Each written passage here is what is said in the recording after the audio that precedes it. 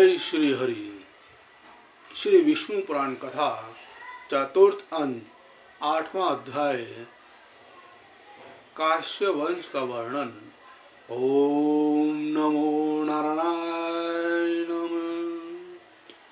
श्री पराशर जी बोले, आयु नामक जो पूर्वा का ज्येष्ठ पुत्र था, उसने राहु की कन्या से विवाह किया। उसके 5 पुत्र हुए, जिनके नाम क्रमश नाहुष, शतवन्, रंभ, रजि और अनेना थे। शतवन् के सुहोत्र नामक पुत्र हुआ और सुहोत्र के काश तथा गृहस्मत नामक 3 पुत्र हुए। गृहस्मत का पुत्र शौनक चातुर्वर्ण का प्रवर्तक हुआ। काश्य का पुत्र काशीराज काश्य हुआ। उसके राष्ट्र के धीरतपा और दीर्घतपा के धन्वंतरी नामक पुत्र हुआ। इस धन्वंतरी के शरीर और इंद्रिय जरा आदि विकारों से रहित थी तथा सभी जन्मों में वह संपूर्ण शास्त्रों का जानने वाला था।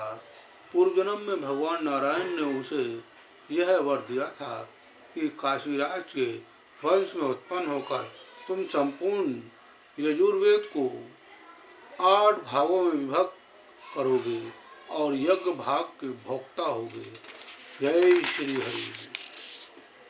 धन्वंतरी का पुत्र केतुकमान का भीमरथ का देवोदास तथा देवोदास का पुत्र प्रतन हुआ। उसने मद्र सैन्य वंश का नाश करके समस्त शत्रुओं पर विजय प्राप्त की थी, इसलिए उसका नाम शत्रुजीत हुआ। विदोदास ने अपने इस पुत्र प्रद्युम्न से अत्यंत प्रेम वस्त कहा था, इसलिए उसका नाम वस्त हुआ। अत्यंत सत्यपरायण होने के कारण इसका नाम ऋध्वज हुआ। तदनंतर इसने कुल्ले नामक अपूर्व अशुभ प्राप्त किया, इसलिए यह इस पृथ्वी तल पर कुबलेश्वर पुत्र हुआ, जिसके विषय में यह श्लोक आज तक गाया जाता है। पूर्व काल में अलर्क के अतिरिक्त और किसी ने भी 66 सहस्त्र वर्ष तक युवावस्था में रहकर पृथ्वी का भोग नहीं किया। उस अलकर्क के ही सन्निति नामक पुत्र हुआ। सन्निति के सुनीत के सुकेतु के धर्मकेतु के सत्यकेतु के विभु के सुविभु के सुकुमार के धृष्टकेतु के बीतिहोत्र के भार्ग और भार्ग भूमि नामक पुत्र हुआ। भार्ग भूमि से चातुर्वर्ण का प्रचार हुआ। इस प्रकार काश्यवंश के राजाओं का वर्णन हो चुका। अब रजि की संतान का विवरण सुनो। ओम नमो नारायणाय नमः। तो भक्तों, 8वां अध्याय संपन्न हुआ। अब हम श्री हरि के आशीर्वाद से 9वां अध्याय प्रारंभ करते हैं। ओम नमो नारायणाय नमः। 9वां अध्याय महाराज रजि और उनके पुत्रों का चरित्र। जय श्री हरि। श्री पराशर जी बोले, रजि के अतुलित बल पराक्रमशाली 500 पुत्र थे। एक बार देवासुर संग्राम के आरंभ में एक दूसरे को मारने की इच्छा वाले देवता और देवताओं ने ब्रह्मा जी के पास जाकर पूछा, भगवान, हम दोनों के पारस्परिक कलह में कौन सा पक्ष जीतेगा? तब भगवान ब्रह्मा जी बोले, जिस पक्ष की ओर से राजा रजि साथ धारण कर युद्ध करेगा, उसी पक्ष की विजय होगी। तब देवताओं ने जाकर रजि से अपनी सहायता के लिए प्रार्थना की। इस पर रजि बोले, यदि देवताओं को जीतने पर मैं आप लोगों का इंद्र हो सकूं, तो आपके पक्ष में लड़ सकता हूं। यह सुनकर देवताओं ने कहा, हम लोग एक बात कहकर उसके विरुद्ध दूसरी तरह का आचरण नहीं करते। हमारे इंद्र तो प्रहलाद जी हैं और उन्हीं के लिए हमारा यह संपूर्ण उद्योग है। ऐसा कहकर जब देवतेगण चले गए तो देवताओं ने भी आकर राजा से उसी प्रकार प्रार्थना की और उनसे भी उसने वही बात कही। तब देवताओं ने यह कहकर कि आप ही हमारे इंद्र होंगे, उसकी बात स्वीकार कर ली। अतः रजि ने देव सेना की सहायता करते हुए अनेक महान अस्त्रों से देवताओं की संपूर्ण सेना नष्ट कर दी। तदनंतर शत्रुपक्ष को जीत चुकने पर देवराज इंद्र ने रजि के दोनों चरणों को अपने मस्तक पर रखकर कहा, भय से रक्षा करने और आनंदान देने के कारण आप हमारे पिता हैं। आप संपूर्ण लोकों में सर्वोत्तम हैं, क्योंकि मैं त्रिलोक केंद्र आपका पुत्र हूँ। इस पर राजा ने हंसकर कहा, अच्छा ऐसा ही सही। शत्रुपक्ष की ही नाना प्रकार की चाटु वाक्य युक्त अनुन्य विनय का अतिक्रमण करना उचित नहीं होता। फिर स्वपक्ष की तो बात ही क्या। ऐसा कहकर वे अपनी राजधानी को चले गए। इस प्रकार सतकतु ही इंद्रपद पर स्थित हुआ। पीछे रजि के स्वर्गवासी होने पर देवर्षि नारद जी प्रेरणा से रजि के पुत्रों ने अपने पिता के पुत्र भाव को प्राप्त हुए सतकर्तु से व्यवहार के अनुसार अपने पिता का राज्य मांगा, किंतु तब उसने ना दिया तो उन महाबल रजि पुत्र ने इंद्र को जीतकर स्वयं ही इंद्रपद का भोग किया। फिर बहुत सा समय बीत जाने पर एक दिन बृहस्पति जी को एकांत में बैठे देख त्रिलोकी के यज्ञ भाग से वंचित हुए सतक्रतु ने उनसे कहा, क्या आप मेरी तृप्ति के लिए एक बेर के बराबर भी पड़ोस खंड मुझे दे सकते हैं? उनके ऐसा कहने पर बृहस्पति जी बोले, यदि ऐसा है तो पहले ही तुमने मुझसे क्यों नहीं कहा? तुम्हारे लिए भला मैं क्या नहीं कर सकता। अच्छा, अब थोड़े ही दिनों में मैं तुम्हें अपने पद पर चित कर दूंगा। ऐसा कहे बृहस्पति जी रजि पुत्रों की बुद्धि को मोहित करने के लिए अभिचार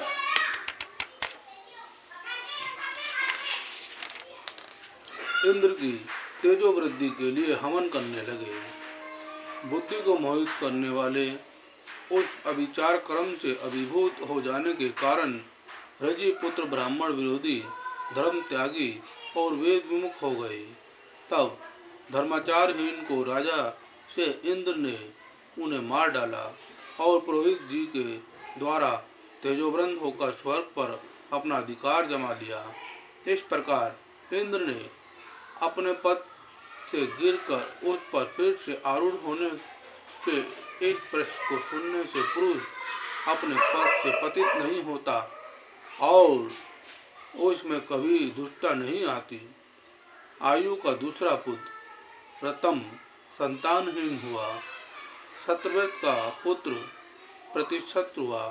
प्रतिशत्रु का संजय, संजय का जय, जय का विजय, विजय का कृत, कृत का हर्षधन, हैर्यधन का सहदेव, सहदेव का अधीन, अधीन का जयसेन, जयसेन का संस्कृति और संस्कृति का पुत्र सतधर्मा हुआ। ये सब शत्रुव्रत के वंशज हुए। अब मैं नहुष वंश का वर्णन करूंगा। ओम नमो नारायण नमः। भक्तों, नवाध्याय संपन्न हुआ। अब हम 10वां अध्याय प्रारंभ करते हैं। जय जय श्री हरि। 10वां अध्याय ययाति का चरित्र।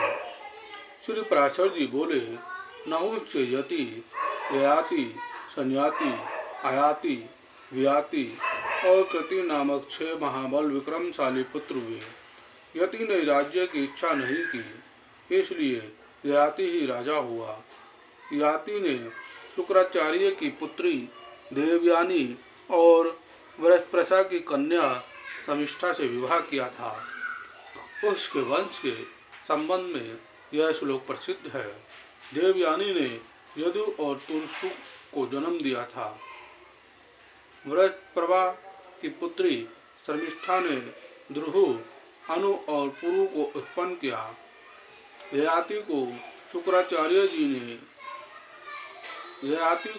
शुक्राचार्य जी के शाप से वृंदावस्था ने असमय ही घेर लिया था। पीछे शुक्र जी के प्रसन्न होकर कहने पर उन्होंने अपनी वृंद अवस्था को ग्रहण करने के लिए बड़े पुत्र यदु से कहा, वस्त तुम्हारे नाना जी के शाप से मुझे असमय में ही वृंद अवस्था ने घेर लिया है। अब उन्हीं की कृपा से मैं उसे तुमको देना चाहता हूँ। मैं अभी विषय भोगों से तृप्त नहीं हुआ हूँ, इसलिए 1 सहस्त्र वर्ष तक मैं तुम्हारी युवावस्था से उन्हें भोगना चाहता हूँ। इस विषय में तुम्हें किसी प्रकार की आनाकानी नहीं करनी चाहिए।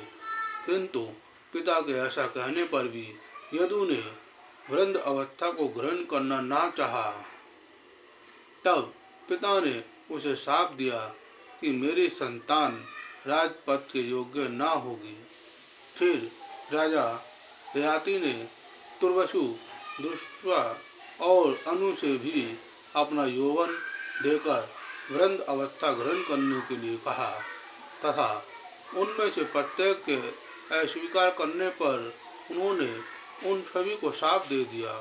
अंत में सबसे छोटे शर्मिष्ठा के पुत्र पुरु से भी यही बात कही तो उसने अति नम्रता और आदर के साथ पिता को प्रणाम करके उदारता पूर्वक कहा, यह तो हमारे ऊपर आपका महान अनुग्रह है। ऐसा कहकर पुरु ने अपने पिता की वृंद अवस्था ग्रहण कर उन्हें अपना यौवन दे दिया। राजा ययाति ने पुरु का यौवन लेकर समय अनुसार प्राप्त हुए यथेष्ट विषयों को अपने उत्साह के अनुसार धर्म पूर्वक भोगा और अपनी प्रजा का भली प्रकार पालन किया। फिर विश्वाची और देवयानी के साथ विविध भोगों को भोगते हुए मैं कामनाओं का अंत कर दूंगा, ऐसा सोचते सोचते वे प्रतिदिन भोगों के लिए उत्कंठित रहने लगे और निरंतर भोगते रहने से उन कामनाओं को अत्यंत प्रिय मानने लगे। तदुपरांत उन्होंने इस प्रकार अपना उद्धार प्रकट किया। भोगों की तृष्णा उनके भोगने से कभी शांत नहीं होती, बल्कि व्रत आहुति से अग्नि के समान वह बढ़ती ही जाती है। संपूर्ण पृथ्वी में जितने भी धान्य, यव, स्वर्ण, पशु और स्त्रियां हैं, वह सब एक मनुष्य के लिए भी संतोषजनक नहीं है। इसलिए तृष्णा को सर्वथा त्याग देना चाहिए। जिस समय कोई पुरुष किसी भी प्राणी के लिए पापमय भावना नहीं करता, उस समय उस समदर्शी के लिए सभी दिशाएं सुखमयी हो जाती हैं। दुर्मतियों के लिए जो अत्यंत दुष्ट है तथा वृंदावस्था में भी जो शिथिल नहीं होती, बुद्धिमान पुरुष उस तृष्णा को त्याग कर सुख से परिपूर्ण हो जाता है। अवस्था के जीर्ण होने पर केश और दांत जो जीर्ण हो जाते हैं, किंतु जीवन और धन की आशाएं उसके जीर्ण होने पर भी नहीं जीर्ण हो पाती। विश्व में आसक्त रहते हुए मुझे 1 सहस्त्र वर्ष बीत गए, फिर भी नित्य ही उनमें मेरी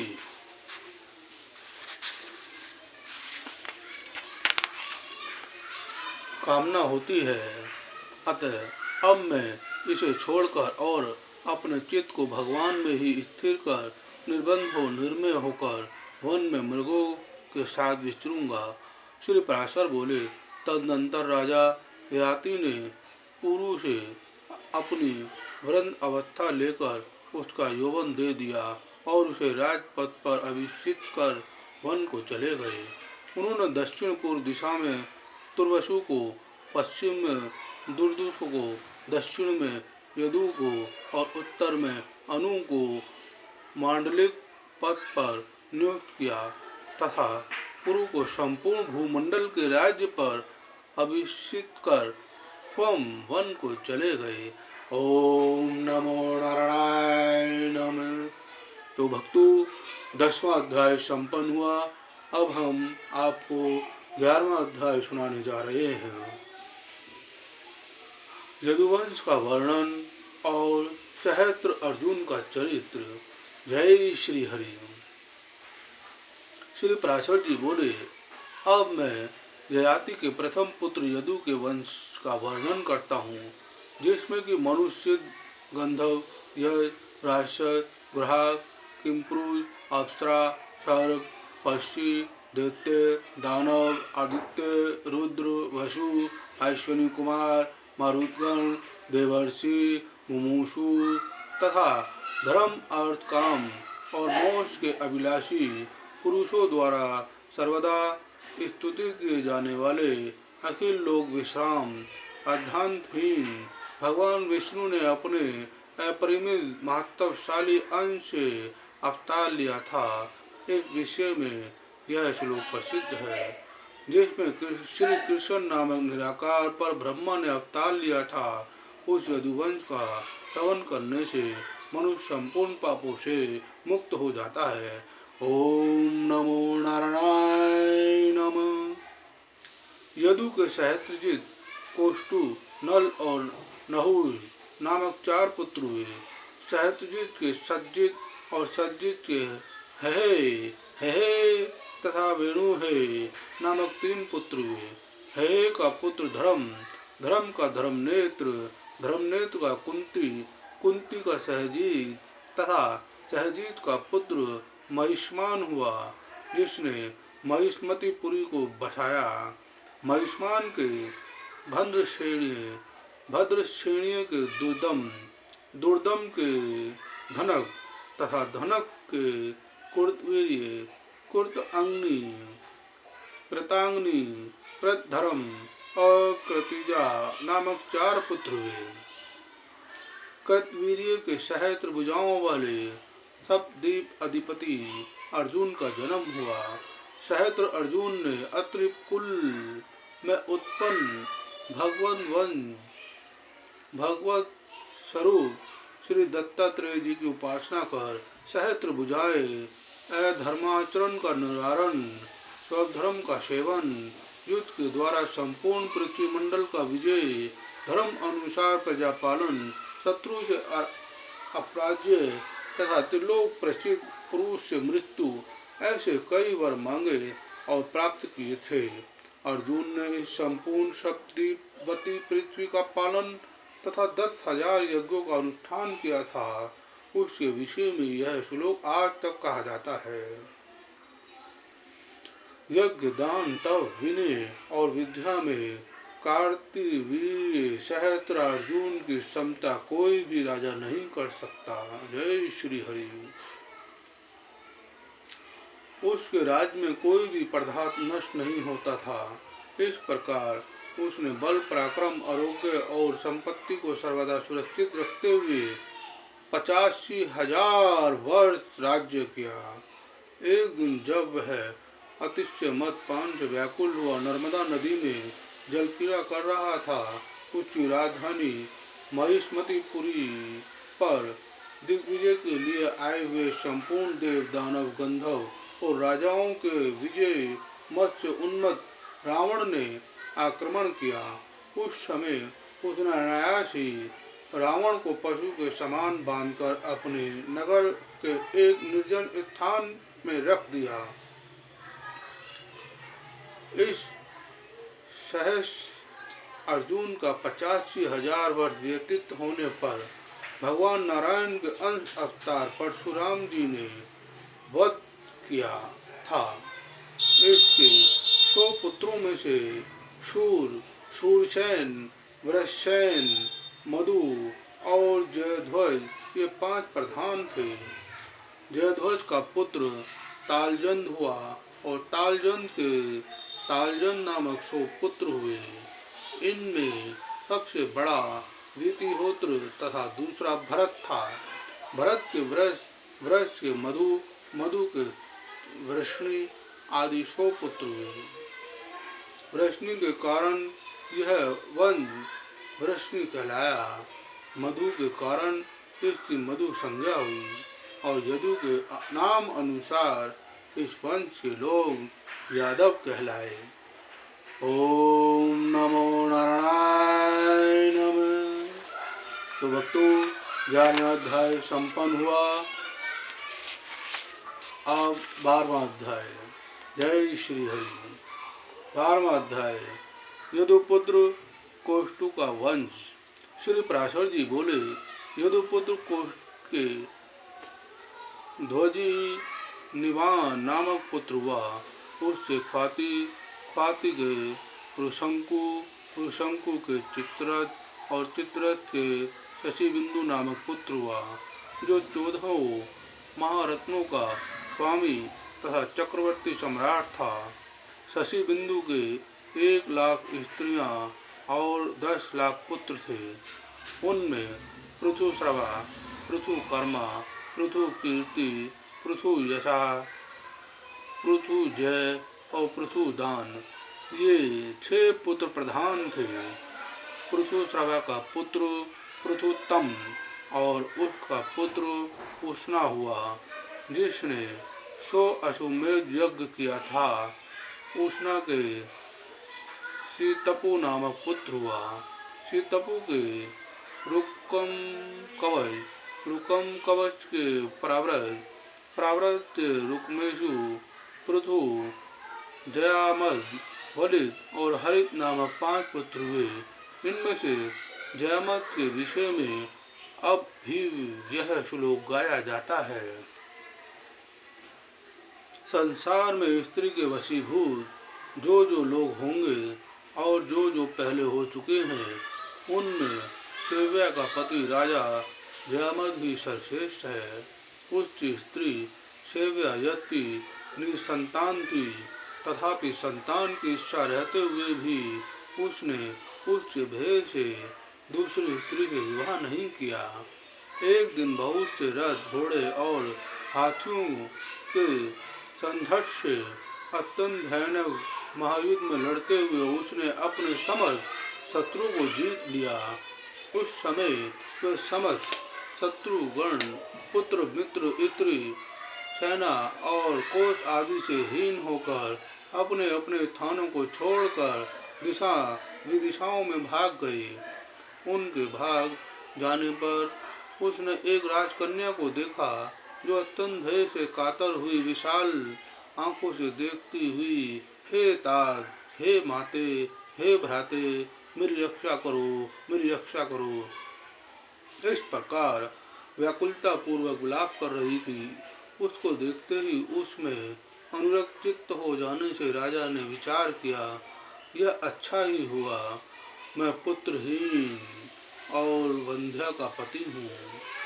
ऐसा मालूम होता है कि संतान की कारण रूपा इस कन्या रतन को विधाता ने ही इस समय यहाँ भेजा है, तो फिर मुझे इससे विवाह कर लेना चाहिए, अथवा इसे अपने रथ पर बैठाकर अपने निवास स्थान को लिए चलता हूँ। वहाँ देवी सेव्या की आज्ञा लेकर ही इससे विवाह कर लूँगा। तदनंतर वे उसे रथ पर चढ़ाकर अपने नगर को ले चले। वहाँ विजयी राजा के दर्शन के लिए संपूर्ण पुरवासी, सेवक, कुटुंबीजन और मंत्री वर्ग के सहित महारानी सेव्या नगर के द्वार पर आई हुई थी। उसने राजा के वाम भाग में बैठी हुई राजकन्या को देखकर क्रोध के कारण कुछ कांपते हुए ओठों से कहा, हे अति चपलचित, तुमने रथ में यह कौन बैठा रखी है? राजा को भी जब कोई उत्तर न सूझा तो अत्यंत डरते डरते कहा, यह मेरी पुत्रवधू है। तब सेव्या बोली, मेरे तो कोई पुत्र हुआ ही नहीं है और आपकी दूसरी कोई स्त्री भी नहीं है, फिर किस पुत्र के कारण आपका इससे पुत्रवधू का संबंध हुआ? जय श्री हरि। श्री पराशर जी बोले, इस प्रकार सेव्य के ईर्ष्या और क्रोध कलुषित वचनों से विवेकहीन होकर भय के कारण कही हुई असंबद्ध बात के संदेह को दूर करने के लिए राजा ने कहा, तुम्हारे जो पुत्र होने वाला है उस भावी शिशु की मैंने यह पहले से ही भार्या निश्चित कर दी है। यह सुनकर रानी ने मधुर मुस्कान के साथ कहा, अच्छा ऐसा ही हो, और राजा के साथ नगर में प्रवेश किया।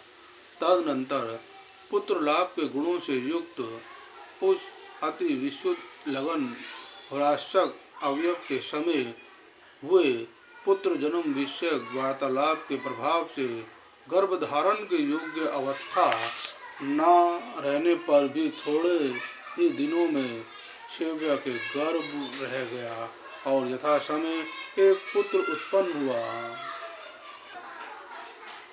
पिता ने उसका नाम विदर्भ रखा और उसी के साथ उस पुत्रवधू का पाणी ग्रहण हुआ। उससे विदर्भ ने कृत और केशिक नामक दो पुत्र उत्पन्न किए। फिर रोमपाद नामक एक तीसरे पुत्र को जन्म दिया, जो नारद जी के उपदेश से ज्ञान विज्ञान संपन्न हो गया था। रोमपाद के बद्रू के धृति के केशिक और केशिक के चेंदी नामक पुत्र हुआ, जिसकी संतति में चेद राजाओं ने जन्म लिया। जामत की पुत्रवधू के पुत्र क्रंत ने कुंती नामक पुत्र हुआ।